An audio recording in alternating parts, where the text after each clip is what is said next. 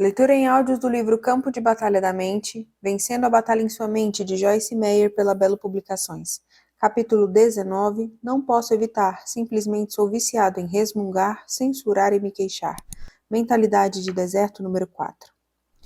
Porque isto é grato, é aprovado, aceitável, que alguém suporte tristezas, sofrendo injustamente por motivo de sua consciência para com Deus.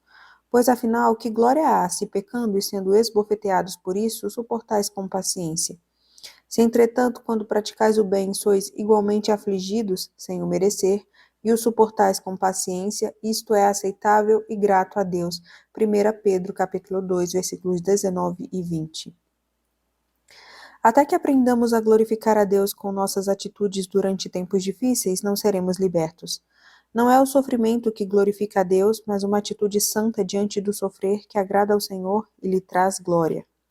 Se vamos obter desses versículos o que Deus quer que tenhamos, teremos de lê-los vagarosamente e digerir cada frase e cada sentença completamente. Admito que os estudei por anos tentando entender por que agradava tanto a Deus ver-me sofrer, quando a Bíblia declara claramente que Jesus levou meus sofrimentos e dores da punição. Isaías 53, versículos 3 a 6. Passaram-se muitos anos antes que eu percebesse que o foco desses versículos em 1 Pedro não é o sofrimento, mas a atitude que alguém deveria ter no sofrimento. Observe a palavra pacientemente usada nessa passagem, que diz que se alguém nos tratar mal e nós suportarmos pacientemente, isso é agradável a Deus. O que o agrada é a nossa atitude paciente, não o sofrimento.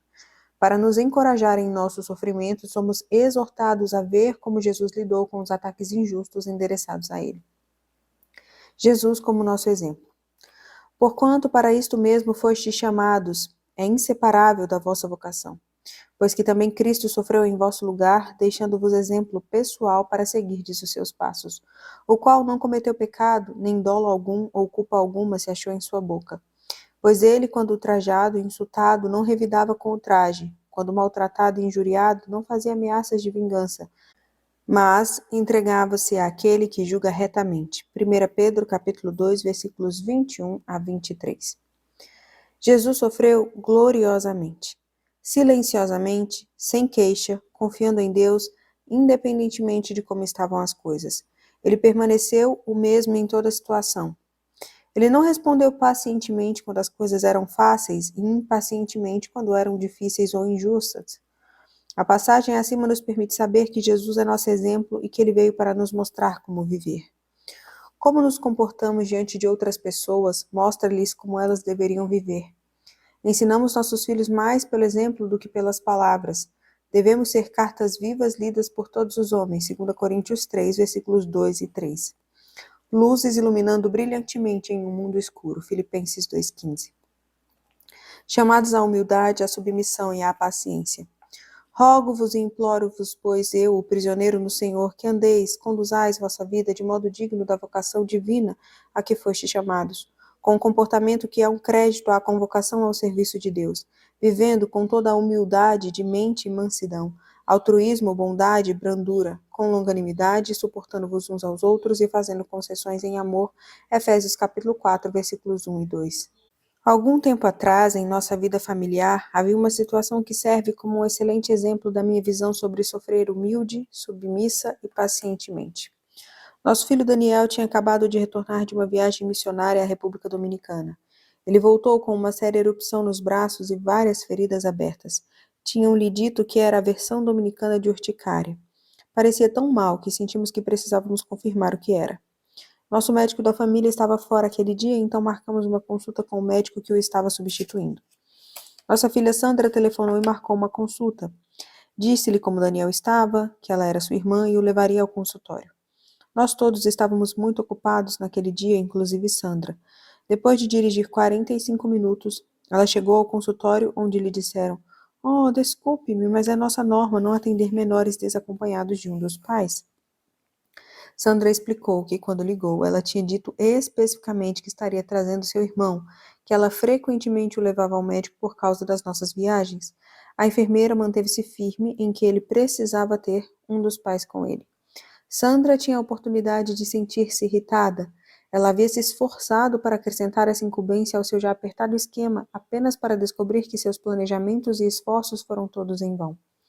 Ela tinha outros 45 minutos de viagem de volta esperando por ela, e tudo parecia um grande desperdício de tempo. Deus a ajudou a manter-se calma e amável. Ela chamou Dave, que estava visitando a mãe dele, e ele disse que viria e cuidaria da situação. Dave sentiu-se direcionado a passar pelo nosso escritório e apanhar alguns dos meus livros e fitas, sem mesmo saber o que faria com eles. Ele apenas sentiu que devia apanhá-los. Quando ele chegou ao consultório do médico, a mulher que estava registrando os pacientes perguntou a Dave se ele era um ministro e se era casado com Joyce Meyer. Ele respondeu que sim, e ela disse que tinha me visto na televisão e tinha ouvido tanto os nomes das pessoas da família que imaginou se poderia ser a mesma pessoa. Dave conversou com ela um pouco e deu-lhe um dos meus livros sobre cura emocional. Meu motivo em contar-lhe essa história é este. E se Sandra tivesse perdido a calma e ficado impaciente? Seu testemunho ficaria marcado, se não, arruinado. Na verdade, poderia ter causado um dano emocional à senhora que me assiste na televisão e então observa minha família comportando-se mal. Muitas pessoas no mundo estão tentando encontrar Deus e o que nós lhes mostramos é muito mais importante do que o que lhes dizemos. É importante, é claro, que verbalmente compartilhemos o Evangelho, mas fazer isso e negar o que dissemos com o nosso comportamento é pior do que não dizer nada. Sandra suportou pacientemente seu sofrimento naquela situação, e a palavra de Deus afirma que somos chamados para esse tipo de comportamento e atitude. O sofrimento paciente de José. Adiante deles enviou um homem, José, vendido como escravo, cujos pés apertaram com grilhões e a quem puseram em ferros, até cumprir-se a profecia aos seus irmãos cruéis a respeito dele e tê-lo provado e testado a palavra do Senhor. Salmo 105, versículos 17 a 19. Como um exemplo do Velho Testamento, pense sobre José, que foi injustamente maltratado por seus irmãos. Eles o venderam como escravo e disseram ao seu pai que ele havia sido morto por um animal selvagem. Nesse meio tempo, ele foi comprado por um homem rico chamado Potifar, que o levou para sua casa como escravo. Deus concedeu graça a José onde quer que fosse, e logo ele recebeu o favor do seu senhor. José continuou sendo promovido, mas outra coisa injusta lhe aconteceu. A esposa de Potifar tentou induzi-lo a ter um caso com ela, mas como era um homem íntegro, ele não quis nada com ela. Mentindo ao seu marido, ela disse que José a tinha atacado, o que o levou a ser preso por algo que não havia feito. José tentou ajudar os outros o tempo todo em que esteve na prisão. Ele nunca se queixou e, como tinha uma atitude correta ao sofrer, Deus finalmente o libertou e promoveu. No final, ele teve tanta autoridade no Egito que ninguém mais no país estava acima dele, exceto o próprio faraó.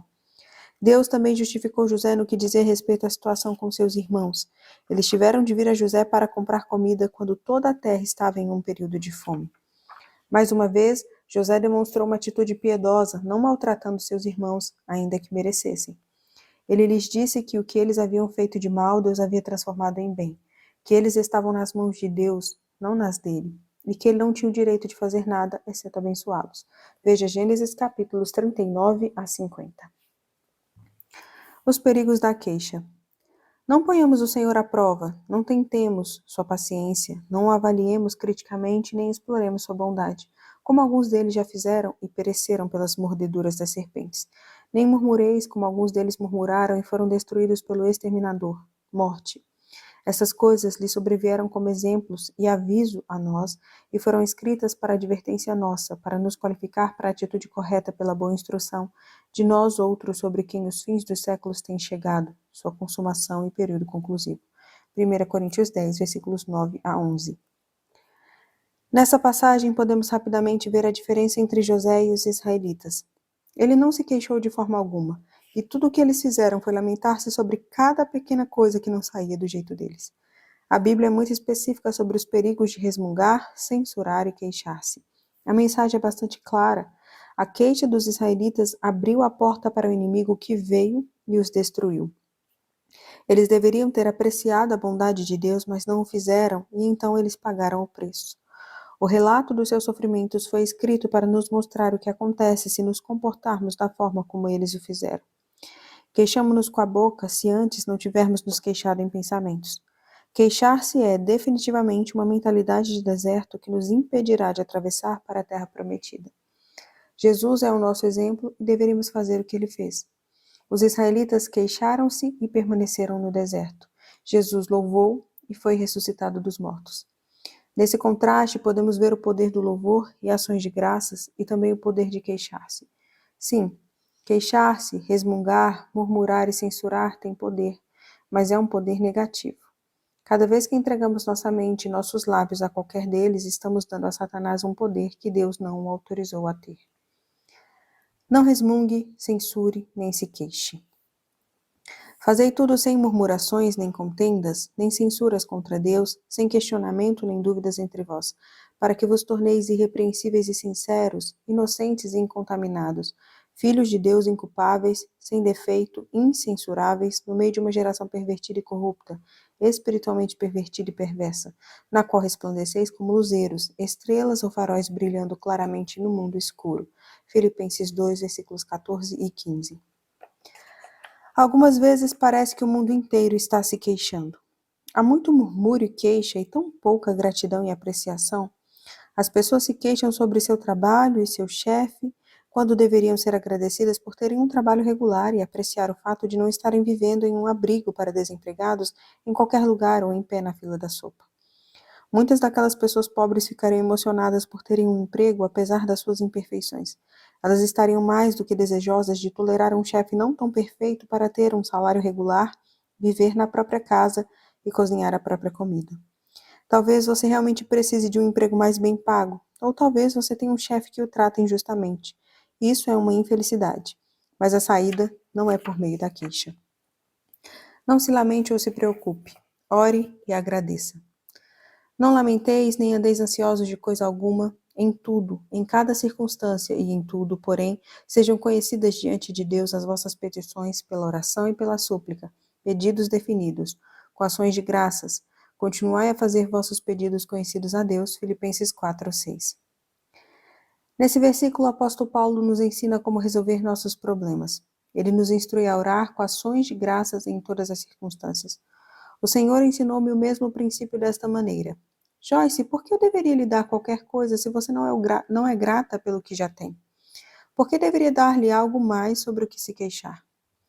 Se não pudermos oferecer nossos atuais pedidos de oração de uma base de vida cheia de ações de graça, não conseguiremos uma resposta favorável. A palavra não diz orar com queixas, ela diz orar com ações de graças. Murmuramos, resmungamos, censuramos e queixamos, geralmente quando algo não saiu do jeito que queríamos ou quando estamos tendo de esperar por alguma coisa por mais tempo do que o esperado. A palavra de Deus nos ensina que devemos ser pacientes durante esses tempos. Descobri que a paciência não é a habilidade de esperar, mas a habilidade de manter uma boa atitude enquanto se espera. É muito importante que este assunto de queixas e todos os tipos relacionados de pensar e conversar negativamente sejam encarados muito seriamente. Creio sinceramente que Deus me deu uma revelação de como é perigoso permitir que a nossa mente e nossos lábios sejam controlados por eles. Deus disse aos israelitas em Deuteronômio 1:6: Tempo bastante haveis estado nesse monte. Talvez você tenha estado em volta da mesma montanha muitas vezes e agora esteja pronto para continuar.